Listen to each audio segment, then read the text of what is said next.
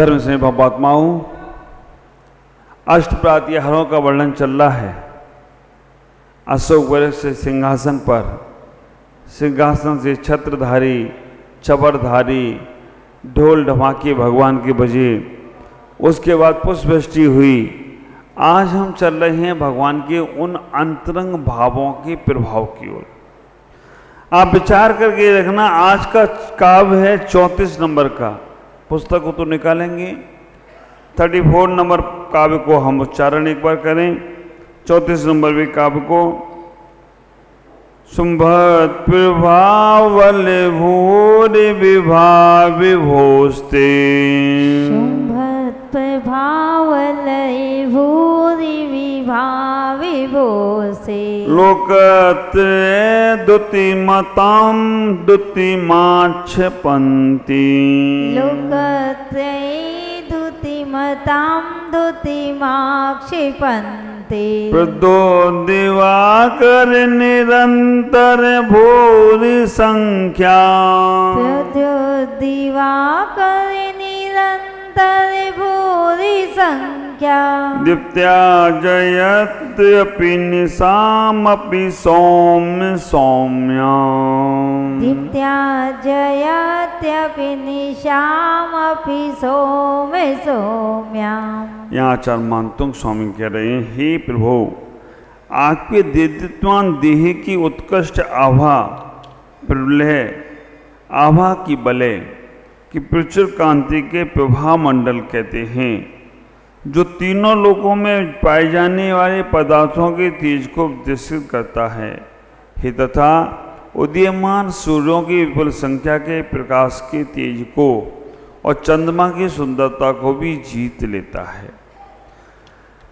आचार्य मांगतुंग स्वामी इस काव्य के अंदर से प्रभावलय, एक ऐसा शब्द दिया है यहाँ पर, प्रभावलय। वो आचार्य मांगतुंग स्वामी इस काव्य के माध्यम से कहना चाहते हैं कि भगवान आपका प्रभाव इतना है, आपका आभामंडल इतना है कि 3 लोक में भी ऐसा प्रभाव देखा नहीं गया। ख्याल करो, जो यहाँ प्रभावलय कर रहे हैं, प्रभावलय करके कोई हमारा प्रातिहार नहीं है। प्रातिहार का नाम है भावमंडल। आप विचार करना, प्रभाव मंडल का मतलब है भावमंडल, और भगवान का प्रभाव इतना है, प्रभाव मंडल में दिखने को हम जाते हैं तो हमें कई चीजें स्पष्ट दिखने लगती हैं। कभी आपने पढ़ा होगा समोसन का वर्णन, तो कहते हैं कि भावमंडल जो भगवान के पास में है, उसमें 3 भाव पीछे के, 3 भाव आगे के और 1 भाव वर्तमान का दिखता है। आप देखें यहाँ भगवान को देखते हैं तो भगवान के पीछे गोल राउंड सा है, इसको क्या बोलते हैं? भावमंडल। सभी मंदिर में जहाँ भी जाओगे, जहाँ भी भगवान होंगे, उनके पीछे हम लोग एक अष्टधातु का, चांदी का, सोने का, जैसा भी समर्थ होती है वैसा एक भावमंडल बनाते हैं। विचार करना, वो भावमंडल नहीं है, वो हम सब जीवों का आभामंडल है, वो हम सब लोगों के जीवन का प्रभाव है।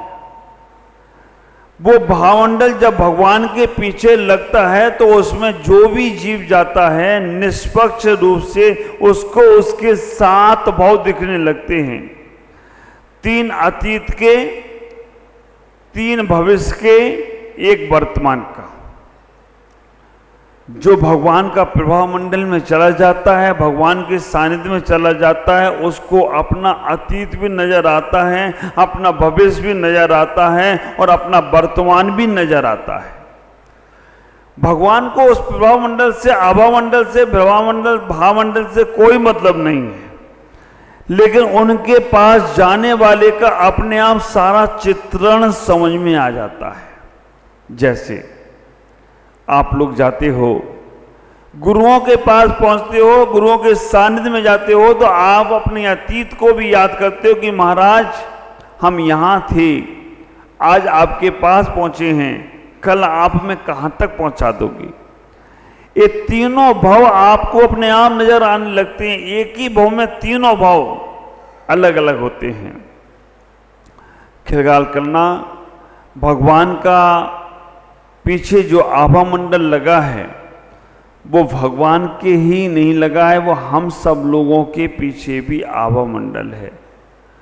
भगवान के पीछे क्या है? भामंडल है, और हम लोगों के सबके पीछे क्या है? आभा मंडल है। आभा मंडल कैसे दिखता है? आपके चेहरे से दिखता है। आपका आभा मंडल आपके चेहरे से दिखता है। जब कभी आप उदास होते हो तो लगता है कि आभा मंडल में कहीं ना कहीं मन में विकल्प चल रहा है, और जब कभी आप खुश होते हो तो लगता है कि आपके आभा मंडल में कहीं ना कहीं कोई उल्लास दिख रहा है। जब आप रोते हो तो लगता है कि आपके आभा मंडल में कहीं कोई बहुत ज्यादा दुख का संदेश आ गया है। आपके चेहरे को देखकर लग जाता है कि ये व्यक्ति किस प्रकार का होगा। अगर निमित्त शास्त्र में जाकर देखने का प्रयास करें, अंग शास्त्र में जाकर देखने का प्रयास करें हम, और अंग निरीक्षण में जाकर देखने का प्रयास करें, तो उसका अलग अलग प्रभाव आता है। लेकिन फिर भी आपके चेहरे से आपके व्यक्तित्व को समझा जा सकता है। ख्याल करना, जब आप कभी किसी के पास जाओ, उसके चेहरे को पढ़ो। उसके चेहरे को पढ़कर आप बहुत कुछ जानकारी ले सकते हो। वो अगर कोई व्यक्ति जिसके पास आप गए हो, आप देखते भी होगी, किसी के पास आप गए हो और आप बात कर रहे हो और उसका ध्यान इधर उधर है, तो आपको लगता है इसको मेरी बात पर ध्यान नहीं आ रहा है। अब मैं प्रवचन कर रहा हूं, तुम सामान यहां से यहां रखो, मैं समझ जाऊंगा ये व्यक्ति बाहर की यात्रा में है। तुम और दूसरे को देखने लग जाओ तो लगता है तुम बाहर जा रहे हो। आप विचार करना, और आप सब मुझे टकटकी लगाकर देख रहे हो चातक पक्षी की तरह कि कुछ अमृत की बूंदें मिल जाएं तो मेरा भी कल्याण हो जाए। तो लगता है ये मेरे भावमंडल में आप आ गए हो और आपका भी आभा मंडल ऊर्ज के साथ जा रहा है। कभी किसी से व्यक्ति से बात करो, उसको इंटरेस्ट है कि नहीं आपकी बातों में? वो आपकी बातें सुनना चाहता है कि नहीं चाहता है? आप विचार करके रखना, जब आपके चेहरे पे किसी की बातों को सुनकर प्रसन्नता होती है तो सामने वाले को, बोलने वाले को तुमसे ज्यादा प्रसन्नता होती है और वो ज्यादा तुमसे बात करना चाहता है। और सामने वाले की बातों को सुनकर तुम उदासीन होने लगे, सामने वालों की बातों को सुनकर तुम निगेटिव होने लगे, सामने वालों की बातों को सुनकर तुम्हारे अंदर नकारात्मक सोच आती है, उसी समय वो सामने वाला अपने आप को सिमेट लेता है, कछुए के तरह कर लेता है। कछुए को सामने दिखता है खतरा है तो समेट लेता है, और कछुए को सामने दिखता है मार्ग प्रशस्त है तो कछुआ सारे अंगों को बाहर निकाल देता है। मैं हमेशा कहता हूं, आप अपने जीवन में सबके विश्वास जीत पाओ या ना जीत पाओ कोई बात नहीं, सबको अपना बना पाओ या ना बना पाओ कोई बात नहीं, सारी दुनिया को तुम अपना प्रभाव दिखा पाओ या ना दिखा पाओ कोई बात नहीं, लेकिन अगर तुमने अपने जीवन में एक गुरु को अपना बना लिया, अपने गुरु को विश्वासपात बना लिया, तो तुमने 3 लोग का विश्वास जीत लिया हो तो कोई आश्चर्य की बात। ख्याल करना, एक को अपना बना लिया ना, सारी दुनिया तुम्हारी हो गई। मेरे गुरुदेव आचार्य भगवान पुष्पदंत सागर जी महाराज, आप विचार करके रखना, आचार्य भगवान गुरुदेव पुष्पदंत सागर जी महाराज, जिनको मैंने अपना गुरु स्वीकार किया, अब मुझे कुछ नहीं करना है, अब तो मुझे बस वही गाना गाना है। गुरुदेव आपकी कृपा से सब काम हो रहा है, करते तो आप हो, मेरा तो नाम हो रहा है, करते तो आप हो, मेरा तो क्योंकि मैं उनके प्रभाव में गया और मैं उनका हो गया, और उनके होने के बाद अब हमें और किसी के होने की जरूरत ही नहीं है। आप विचार करके रखना, हमें 10 जगह माथा पटकने की जरूरत ही नहीं है, हमें और कहीं नहीं जाना है। एक के प्रभाव में जाकर अपना प्रभाव समाप्त कर दो। अभी हमारे पास छोटू भैया बैठे थे, मैंने कहा समर्पण कैसा होना चाहिए। आप विचार करके रखना, हम लोगों का दिमाग चलता है, हम लोगों के पैर रुके रहते हैं, शरीर रुका, लेकिन दिमाग चलता रहता है। समर्पण कैसा होना चाहिए, गुरुओं के प्रति कैसे हमें आकर्षित होना चाहिए, गुरु के प्रति प्रभाव में कैसे जाना चाहिए। एक किसान एक बीज को मिट्टी में बो देता है। आप विचार करके रखना, वो किसान मिट्टी में बोता है, वो बीज ये नहीं कहता हे किसान मैं इतना सुंदर सा हूं, तुम मुझे मिट्टी के अंदर डाल रहे हो, मुझे तो संगमरमर के ऊपर रखो, मुझे तो ऊपर और कोई अच्छा स्थान दो, चांदी सोने के स्थान पे रखो, मैं इतना सुंदर सा हूं। विचार करके रखना, अगर वो बीज को हम संगमरमर के पत्थर पे रखें, चांदी सोने के पाटे पे रख दें, तो वो बीज कभी भी अंकुरित नहीं होगा। वो बीज धीमे धीमे धीमे धीमे खराब हो जाएगा। लेकिन जैसे ही उस बीज को मिट्टी के अंदर बोया और समय समय पर विचार करना, समय समय पर उसे खाद पानी धूप मिलता गया, तो वो बीज एक इतना बड़ा बट वृक्ष बन जाता है कि आप विचार करके रखना, हजारों लाखों करोड़ों लोगों को वो छाया देने लग जाता है। और उस बीज की संभावना उस मिट्टी को मालूम है। वो मिट्टी मां है, मां अपने बच्चे को अपने से ऊपर उठाना चाहती है। विचार करना, मां में और पिता में इतना ही अंतर है। मां अपने बच्चे को हृदय से लगा के रखती है और हृदय से लगाती है, और बच्चा हृदय से लगा रहता है, तो मां बच्चे को बहुत प्रभावशाली बना देती है। वो माँ बच्चे को बहुत अच्छा बना देती है, और बच्चा माँ के हृदय से हटता है तो उसका प्रभाव कहीं पड़ता नहीं है। विचार करना, वो बीज धरती माँ के हृदय से लगा हुआ है, इसीलिए वो वृक्ष के रूप में बन रहा है, और माँ बच्चे को हृदय से लगाती है। पिता बच्चे को अपने कांधे पे बैठ के घुमाता है। कभी आपने ख्याल किया, माँ बच्चे को कांधे पे नहीं बैठालती, पिता कांधे पे बैठालता है। माँ कहती है बेटा तुम मेरे हृदय से जुड़ा रहेगा तो तुम्हारे अंदर हृदय में वो शक्ति आएगी कि जो कभी भी कोई भी घटना घट जाए तो जल्दी से कमजोर नहीं पड़ेगा। और पिता कांधे पे बैठालता है तो पिता का सपना यही रहता है कि मेरा बच्चा मुझसे भी ऊपर जाए, इसीलिए कांधे पे बैठालकर पिता का सर नीचे रह जाता है, बेटे का सर उससे भी ऊपर हो जाए तो कोई आश्चर्य की बात नहीं है। ये पिता की भावना होती है। माँ बच्चे को सीने से लगा के खिलाती है, पिता उछाल उछाल के खिलाता है, उससे ऊपर जा, मुझसे ऊपर जा, मुझसे ऊपर जा। तो यही तो वो बीज है।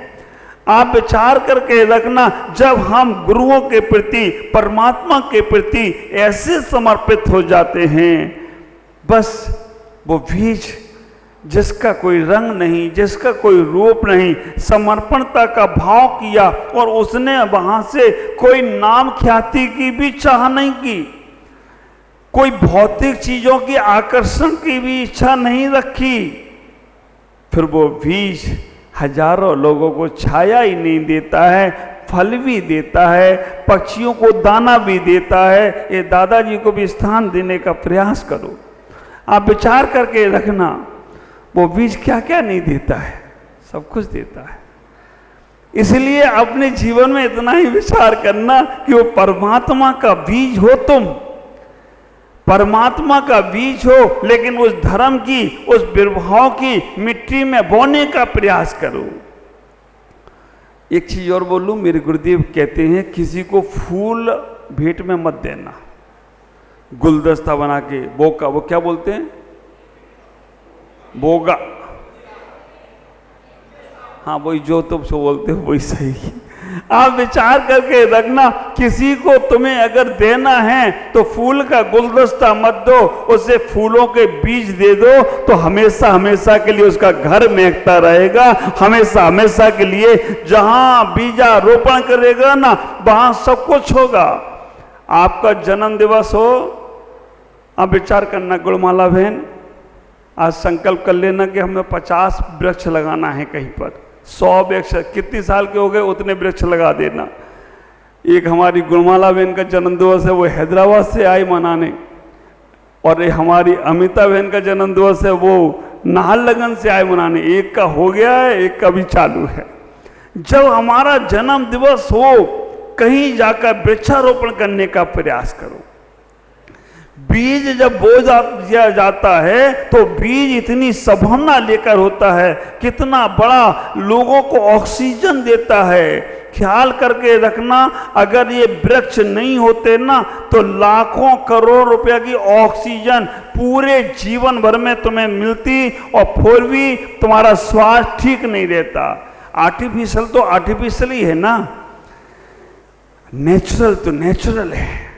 विचार करके रखना, ये हमारे वृक्ष नेचुरल ऑक्सीजन देते हैं, और इन ऑक्सीजनों के माध्यम से हम स्वस्थ रहते हैं। प्रभा मंडल की बात चल रही है, भामंडल की बात चल रही है। आप ख्याल करना, आप जिसके पास जा रहे हो, जिसके पास बैठ रहे हो, जिससे बातचीत कर रहे हो, उसका आभा मंडल कैसा है, उसका प्रभा मंडल कैसा है, उसकी सोच कैसी है, उसकी विचारधारा कैसी है। एक बात का ख्याल रखना हमेशा, अगर तुम्हारा संसर्ग वाला, तुम्हारे सानिध्य वाला व्यक्ति नकारात्मक सोच वाला है, जिसका प्रभा मंडल नकारात्मक है, तुम कितना भी पॉजिटिव होकर जाना, कितना भी सकारात्मक सोच लेके जाना, एक दिन वो नकारात्मक आदमी तुम पर हावी होकर तुम्हें भी नकारात्मक बना देगा। हाँ, अगर तुम्हारे पास सकारात्मक सोच है तो उस नकारात्मक आदमी की सोच को सकारात्मक बनाने का प्रयास करना। ख्याल करना, कई बार ये होता है हम दूसरों को सिखाने जाते हैं लेकिन खुद ही सीख के आ जाते हैं, है ना।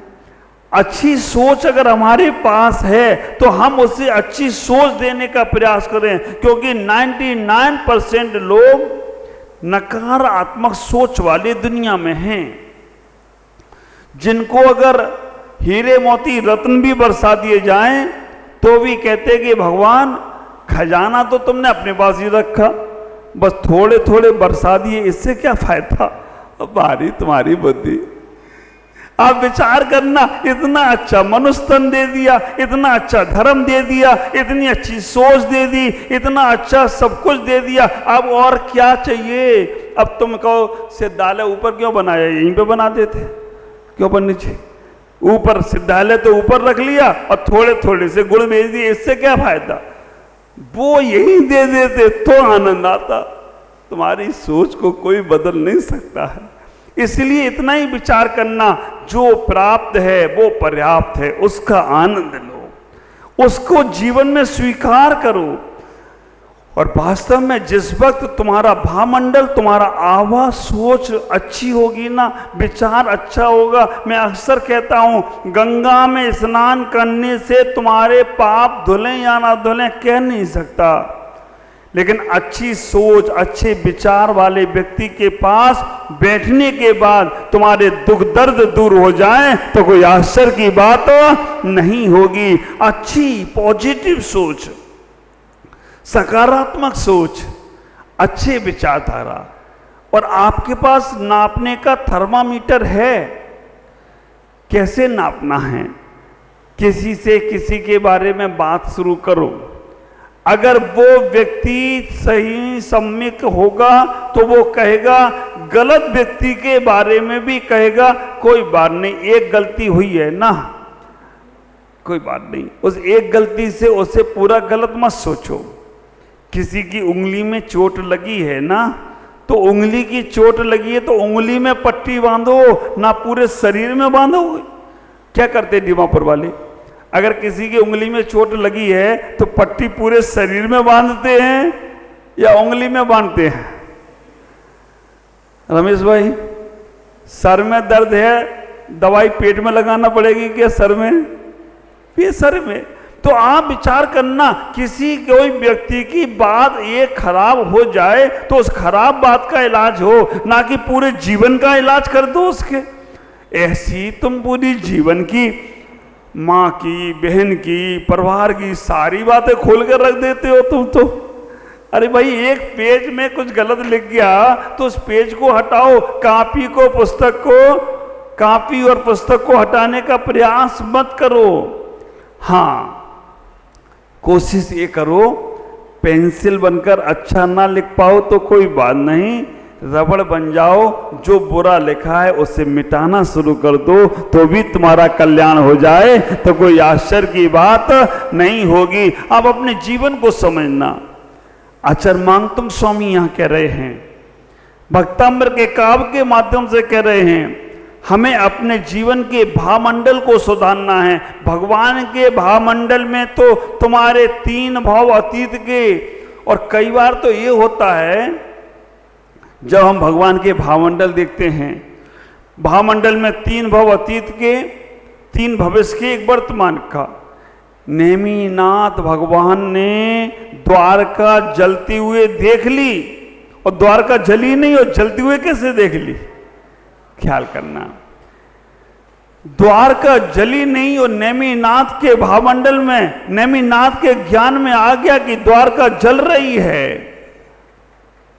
एक सोच होता है, एक विचार होता है, उसके माध्यम से हम हमारे पास एक फोटोग्राफी आई है, विज्ञान ने रिसर्च किया है, किलोन की फोटोग्राफी।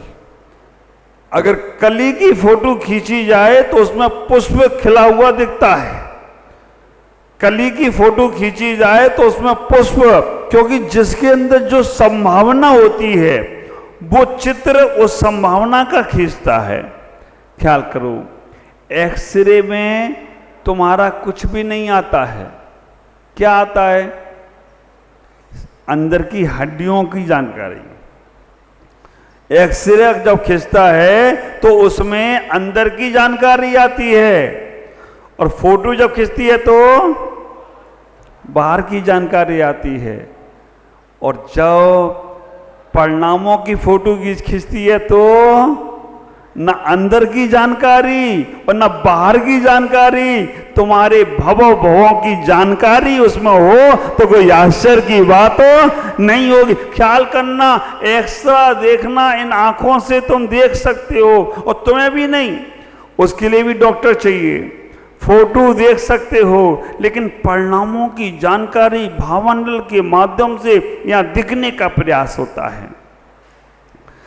तो हम एक्सरे बहुत करवा चुके, कहीं फ्रैक्चर हुआ तो गए डॉक्टर के पास, डॉक्टर ने एक्सरे कर लिया, और अभी आजकल तो नया चीज एक आ गई,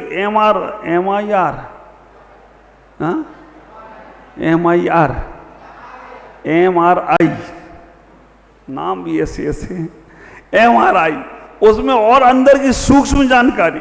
जैसे हम लोग ज्योतिष वाले जो होते हैं ना, पहले वो महादशा देखेंगे, फिर विसंतरी दशा देखेंगे, फिर प्रियंतर दशा देखेंगे, फिर और सूक्ष्म देखेंगे। एक सेकंड का हिसाब उनके पास है, अब डॉक्टरों के पास भी है। लेकिन हम ये कहना चाहते, आप भी अपने एक समय का हिसाब रखो, एक सेकंड का हिसाब रखो। कैसे रखोगे? क्योंकि हर सेकंड आपके लिए बहुत महत्वपूर्ण है। जो हमारे सिद्धांतों को जो हम पढ़ते हैं और समझते हैं, 7 कर्मों का आश्रव 24 घंटे चल रहा है। केवल आयु कर्म का जो आश्रव है ना, वो एक क्षण में होता है, और जैसी बन गई आयु है ना, ख्याल करना, जैसी मति वैसी गति। आयु अगर तुम्हारी उस समय बन गई अशुभ, तुम्हारे परिणाम अशुभ हुए और अशुभ आयु बंध गई तो तुम्हें फिर कितना भी शुभ करते रहो। भगवान के समोसण में भी राजा सैनिक बैठे हैं और भगवान से कह रहे, भगवान हमने तो आपसे 60,000 प्रश्न पूछ लिए, हमने तो सारे जगत का कल्याण का पूछ लिया, लेकिन मेरा कल्याण कब होगा? भगवान ने कहा अब नहीं हो सकता, अब तो तुम्हारा वारंट निकल गया है, अभी तो वारंट की सजा पूरी करना पड़ेगी, अभी तो तुम्हें नरक जाना भी पड़ेगा, विचार करके रखना। इतना ही सोचने का प्रयास। ऐसा जैन दिगंबर में कामना में कथन नहीं है, लेकिन श्वेतांबर में कहते हैं कि उन्होंने कहा कि मैं नरक आयु से बच जाऊं, ऐसा कोई तरीका? उन्हें हाँ, एक तरीका है, तुम नरक आयु से बच सकते हो। तरीका एक है कि फलाने फलाने नगर में एक सेठ सामायिक करता है, उसकी सामायिक एक बार की तुम लेकर आ जाओ। अगर एक समय की उसकी सामायिक तुम लेकर आ गए तो तुम्हें नरक से बचा सकता हूं, नरक आयु तुम्हारी क्षय करा दूंगा। होता नहीं है, भगवान को भी मालूम था, लेकिन फिर भी बच्चे मचल जाएं तो बच्चों को कुछ ना कुछ टॉफी देना पड़ती है, खिलौना देना पड़ता है। उन्होंने कहा और कोई तरीका? उन्हें हाँ, एक और तरीका है। नगर के बाहर एक कसाई है, वो 500 भेड़ों को रोज काटता है। एक दिन उससे मना करना कि एक दिन कम से कम एक काम गलत ना करे, उसे खूब तुम धन दौलत दे देना, लेकिन एक दिन गलत काम ना करे। उन्होंने कहा ठीक है, और कोई तरीका? नहीं, एक और तरीका है। 3 तरीके बताए। नगर के बाहर एक बूढ़ी माँ रहती है, झोपड़ी में रहती है, उसको कुछ दे आओ, अगर वो ले लेती है तो समझना तुम्हारे नरक आयु का बंध खत्म। अगर वो कसाई एक दिन भेड़ों को नहीं काटता है तो तुम्हारे नरक आयु का आश्रय बंद कर देंगे, और अगर वो सेठ सामायिक दे दे तो नरक से छुटकारा। विचार करना, जनागम कितनी बड़ी बात है कह देता है। वो सेठ सामायिक नहीं छोड़ा, है ना, मेढक बनना तैयार कर लिया लेकिन सामायिक नहीं छोड़ा। ख्याल करो, हम लोग पढ़ते हैं ना, भगवान महावीर स्वामी के समोसण में वो गया मेढक, वो मेढक और नहीं था, वो सेठ था, वो सामायिक कर रहा था, और सामायिक करते समय भी वो दीपक जला के सामायिक कर रहा है, दीपक जला के सामायिक कर रहा है। ध्यान बेटा, जब तक दीपक जलता रहेगा सामायिक करते रहेंगे। पत्नी निकली, उन्होंने कहा सेठ जी का बड़ा मन लग रहा है, और ये दीपक बुझ जाएगा तो इनकी सामायिक टूट जाएगी। दीपक में थोड़ा सा घी और डालते रहे। सुबह से शाम हो गई, सेठ जी का संकल्प था कि घी पड़ा रहेगा तभी तक सामायिक करेंगे, और वो सेठानी ने कहा धर्मात्मा हो गए आज तो मेरे सेठ जी, लेकिन अंदर की पंडिती, सामायिक से उनकी गति नहीं बिगड़ी, सामायिक से तो वो मोक्षकामी हो गए, लेकिन अंदर में परिणामों में थोड़ी विकृतता आ गई। और विकृतता भी क्यों आ गई? क्योंकि गर्मी का समय प्यास लगी, और पानी पानी करके वो सामायिक के समय उस समय निकल गए, शरीर से प्राण निकल गए। विचार करना, मेढक की पर्याय में चले गए। सेठ के पास जाकर राजा सैनिक ने कहा कि तुम हमें एक समय की सामायिक दे दो। सेठ से कहा कि तुम सब ले लो, मेरे प्राण ले लो, लेकिन मैं सामायिक नहीं दे सकता हूं। ख्याल करना, मोबाइल को चार्ज करने के लिए तुम्हारे प्लग हैं, तुम्हारे स्विच हैं, उनमें तुम मोबाइल को चार्ज कर सकते हो, लेकिन जीवन को चार्ज करना है, अपने आत्मा को चार्ज करना है, अपने परमात्मा के गुणों को प्रकट करना है, उस चार्ज करने के लिए केवल सामायिक ही है। अगर सामायिक तुम करते हो तो समझ के रखना तुमने अपने आप को चार्ज कर लिया। कैसे बैठो सामायिक में, कैसे बैठो ध्यान में, 24 मिनट तो कम से कम अपने लिए निकालो। जनागम कहता है कि 24 मिनट कम से कम इस श्रावक को सामायिक करना चाहिए। साधुओं को वो लगा कम से कम 48 मिनट सामायिक करना चाहिए, और मुनि राजों को तो आचार्यों को कह दिया कि 24 घंटे सामायिक करो, 24 घंटे सामायिक। आहार करने जाओ तो भी सामायिक, प्रवचन करो तो भी सामायिक, विश्राम करो तो भी सामायिक। आप कहोगे महाराज आप तो बोल रहे हो और कह रहे सामायिक करो। हमारी सामायिक चल रही है, हमारा चारित्र है सामायिक चारित्र। आचार्य ने कह दिया समता सर्वभूतेषु संयमासु भावना आर्त रोध परित्यागा इति सामायिकम मता। तुम्हारे अंदर अगर समता का भाव चल रहा है तो समझना तुम्हारी सामायिक चल रही है। समता सर्वभूतेषु संयमासु भावना, तुम्हारे अंदर संयम का भाव चल रहा है। हमसे कोई पाप ना हो जाए, हमसे कोई गलत चीज ना हो जाए, हमसे कुछ गलत ना भूल जाए, तो समझना तुम्हारी सामायिक चल रही है। आर्त रोध परित्यागा, आर्त ध्यान और रोध ध्यान का त्याग कर दिया तो तुम्हारी सामायिक चल रही है। साधु 24 घंटे सामायिक करता है, प्रतिमाधारी त्रिकाल सामायिक करता है, सामान सा श्रावक 24 मिनट सामायिक करता, और सामायिक में आपका आभामंडल, भामंडल की बात है ना, तो आपका चेहरा प्रसन्न होना चाहिए, उदास नहीं। एक भी भगवान का चेहरा उदास नहीं दिखेगा। आप बैठ जाओ आंख बंद करके, अंदर ही अंदर मुस्कुराओ और मुस्कुराकर ये कहना भगवान आपने हमें जो समय दिया है ना, हमें अपने पास लौटने का, इसके लिए आपको धन्यवाद है भगवान। आपने इतना हमें ऊर्जा दे दी, इतना समय दे दिया मुझे मुझसे मिलने का। और अन्य संप्रदाय के लोग तो यहां तक कह देते हैं कि एक घड़ी आधी में पुण्याद, तुलसी संगत साधु की हरे कोटि अपराध। एक घड़ी 24 मिनट की, आधी घड़ी 12 मिनट की, आधी में पुण्याद 6 मिनट भी अगर आप अपने आप को चार्ज करने में लगाते हो ना, तो समझ के रखना हरे कोटि अपराध, करोड़ों करोड़ों जन्मों के कर्म कट जाते हैं। हमारे आचार्य, हमारा द्वादशांग, हमारा जिनागम कहता है कि अगर सम्यक दर्शन की प्राप्ति हो जाए ना, तो अर्ध पुद्गल परावर्तन काल तुम्हारा तत्क्षण समाप्त हो जाता है। बस अपने चेहरे को प्रसन्न रखो, चेहरे को मुस्कुराहट में रखो।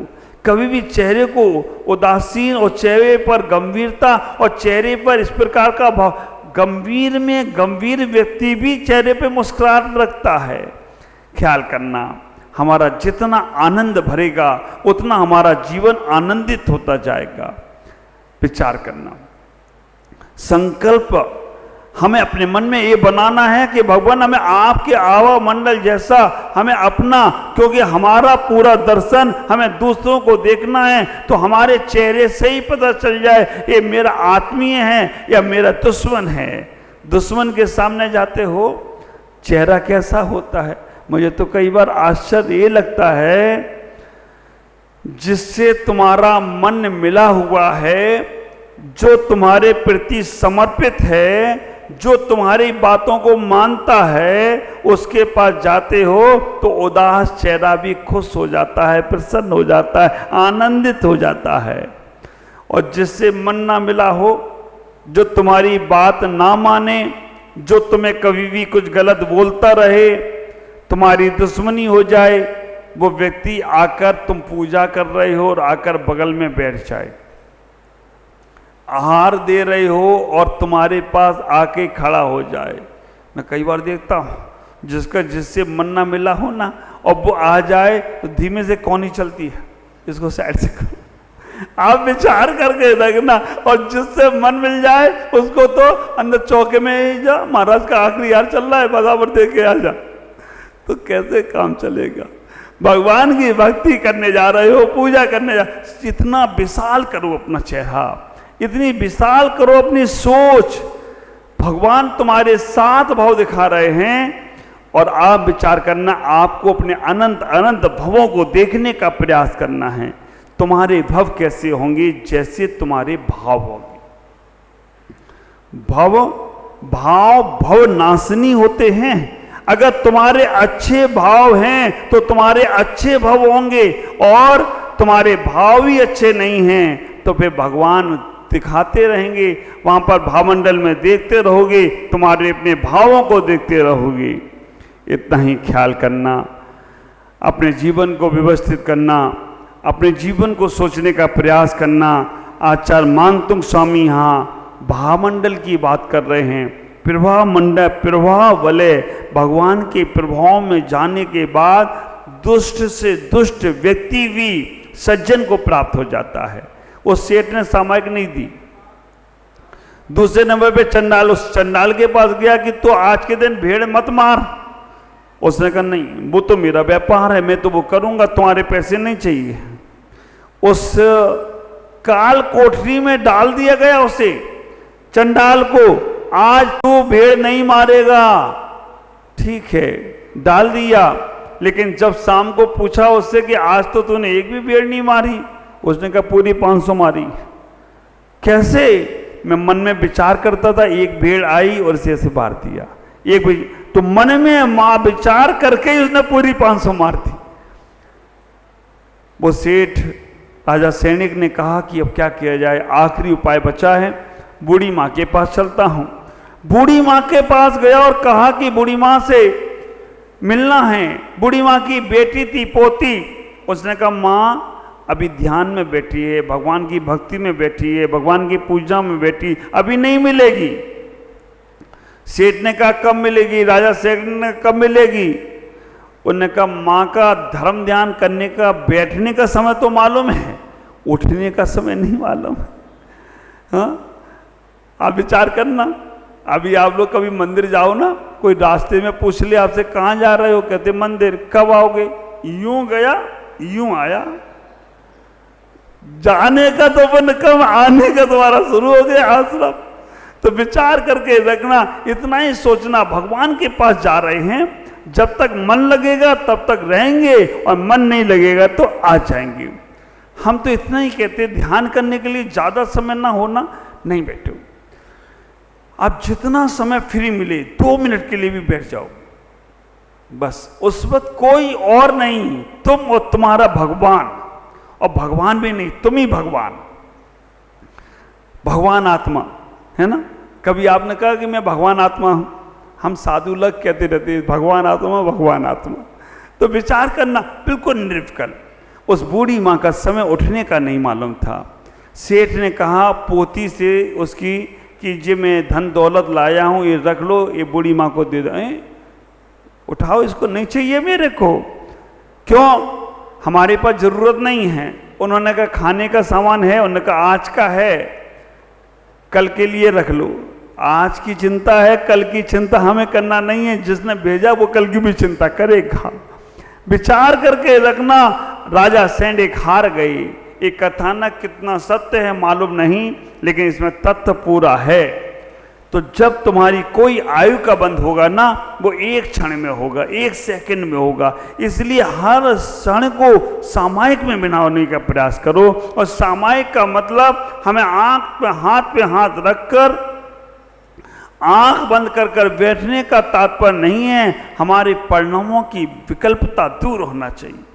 विचार करना, हमारा प्रभाव कैसे पड़ेगा। अच्छा एक बात बताओ, तुम्हें जब गुस्सा आता है, क्रोध आता है, तब तुम्हारे पास 10 लोग आकर बैठना चाहते हैं, या जब तुम्हें खुशी होती है, आनंद होता है, तब 10 लोग आना चाहते हैं? क्या है? खुशी होती है तब ना। तो ये तुम्हारा प्रभाव है। तो आपको मालूम है कि हम जैसे ही कभी कुछ गलत काम करेंगे, गलत बोलेंगे, तो हमारा प्रभाव कम होगा, हमारे लोग दूर चले जाएंगे। और अच्छा करेंगे तो हमारा प्रभाव बढ़ेगा, हमारे पास लोग जुड़ने लग जाएंगे। ख्याल करके रखो, जब पता है तो कैसा क्यों नहीं करना चाहते हो? हाँ, तुम लोग बार बार दौड़े दौड़े सुबह 4 बजे से लेकर 10 बजे, रात को 11 बजे, वो तो मैं सोऊं नहीं ना, तो तुम लोग छोड़ो नहीं हमको। हाँ, विचार करके रखना, मैं सो जाऊं, सोने का नाटक ही कर लूं, तो भी छोड़ के चले जाते हैं, लेकिन कोई बात नहीं। तो इतना ही विचार करना, ये प्रभाव, कभी किसी के बारे में नकारात्मक मत सोचो, दूसरे की चिंता मत करो। भगवान से जाकर कहना भगवान सब अच्छा हो, सबका अच्छा हो। कहो तो ऐसा कहने से हमारी पॉजिटिव एनर्जी बढ़ेगी, सकारात्मक सोच बढ़ेगी। अच्छा, और जब तुम्हारी सकारात्मक सोच होगी ना तो समझ के रखना लोग गए हुए भी वापस आ जाएंगे, और नकारात्मक सोच होगी ना तो जो लोग आए हैं वो भी चले जाएंगे। मन में स्वार्थ का भाव ना रहे, मन में पक्षपात का भाव ना रहे, मन में नकारात्मक सोच, नकारात्मक चिंतन ना हो तो समझना तुम्हारा प्रभाव बढ़ रहा है। तुम्हारा प्रभाव एक जगत में नहीं, तीनों जगत में बढ़ने वाला है। अब तुम्हारे पास लोग आकर भविष्य की बात देखना, अगर तुम्हारी अच्छी सोच होती है तो लोग अपने जीवन की सब बातें तुमसे कहना चाहते हैं, और तुम्हारी नकारात्मक सोच है ना तो वो व्यक्ति कहता मत कहो इससे, ये कल दूसरे से कह देगा, परसों तीसरे से कह देगा, तुम्हारी पोल फट्टी सब जगह बता देगा, इसलिए उससे बचने का प्रयास करते हो। आज इतना ही कहूँगा। प्रभाव बढ़ाना है तो भावमंडल की तरह अपने दिल को आनंद से भराओ। भगवान जब बैठे हैं उनको तीन लोक के जगत के प्राणियों के लिए कल्याण की भावना निकलती है, तो वहाँ पर उनके भावमंडल में सब कुछ हो जाता है। उनका भावमंडल है, तुम्हारा प्रभामंडल हो, और जगत का भूमंडल हो, और मेरा कमंडल उसमें भी भावमंडल है, उसकी बात बाद में करेंगे। आज इतना ही। ओम नमः जय गुरुदेव।